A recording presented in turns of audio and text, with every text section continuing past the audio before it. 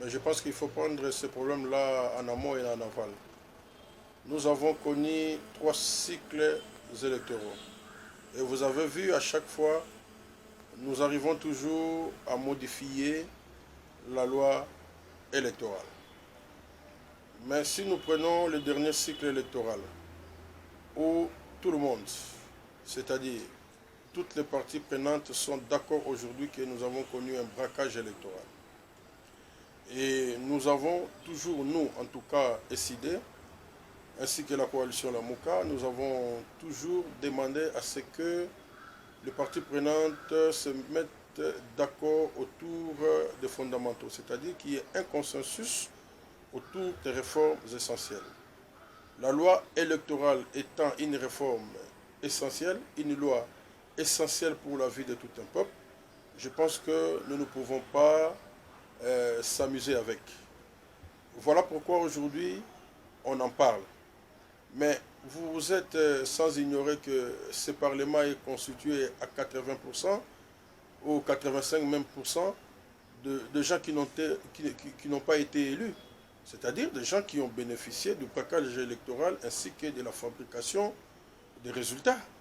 Et aujourd'hui, ils veulent bien modifier et ils vont les modifier comment? Quelle sera la légitimité même de cette loi qui va être modifiée?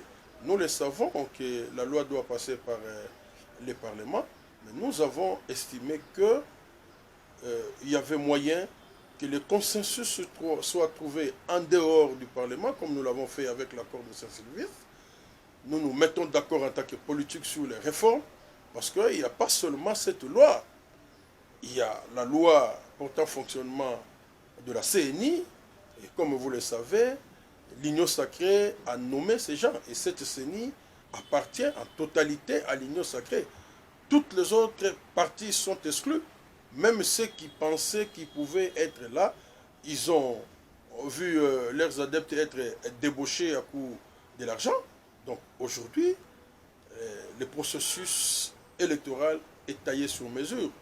Donc le problème, c'est que nous puissions nous retrouver, et nous avons toujours dit depuis 4 ans, le CIDE, mon parti, l'a toujours dit, nous n'avons pas besoin de partage du pouvoir.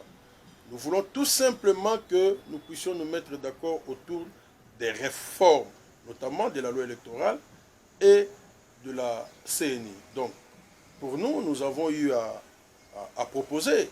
Nous avons proposé un calendrier électoral. Nous avons dernièrement proposé même la loi portant enrôlement et identification des électeurs. Nous avons proposé même une loi électorale.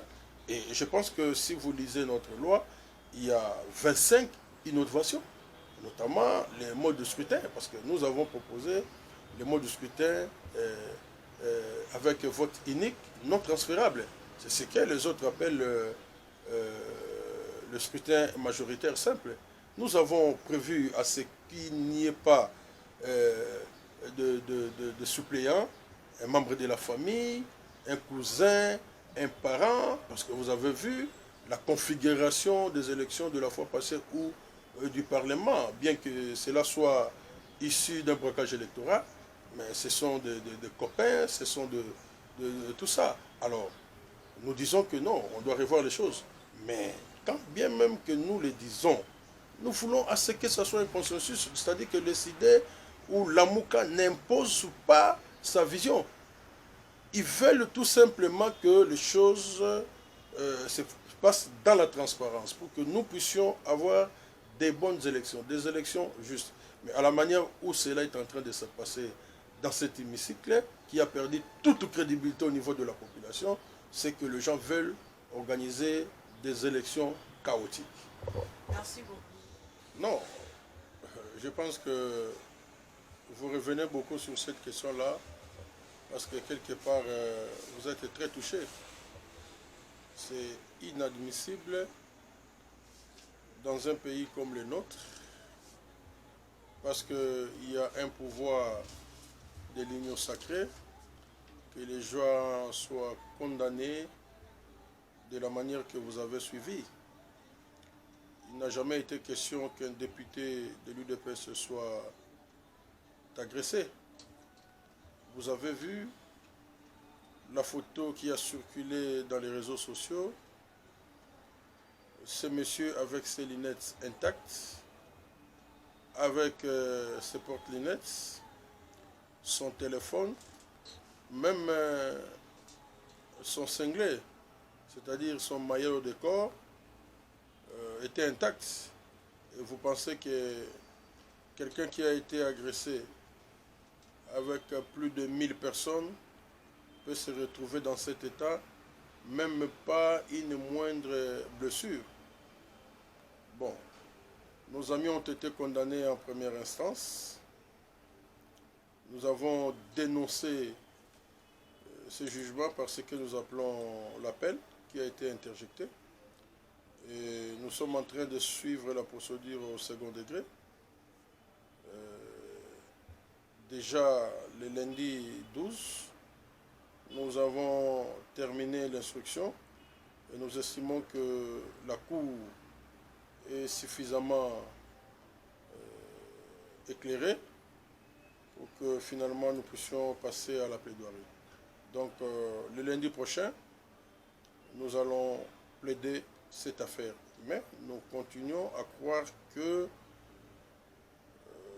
la Cour d'appel, parce que nous avons des juges expérimentés et la sagesse y est, les militants de l'ECD seront bel et bien acquittés parce que l'instruction de la cause, en tout cas à notre entendement, a démontré qu'il n'y a aucune preuve et que tous ces militants ne se connaissaient même pas. Personne n'était au courant d'une prétendue agression et que ce qui s'est dit n'était que dans la tête de ceux qui ont, de celles qui a voulu que ce soit ainsi. Donc nous continuons à croire que nos militants seront bel et bien innocentés. Merci beaucoup, maître. C'est moi qui vous remercie.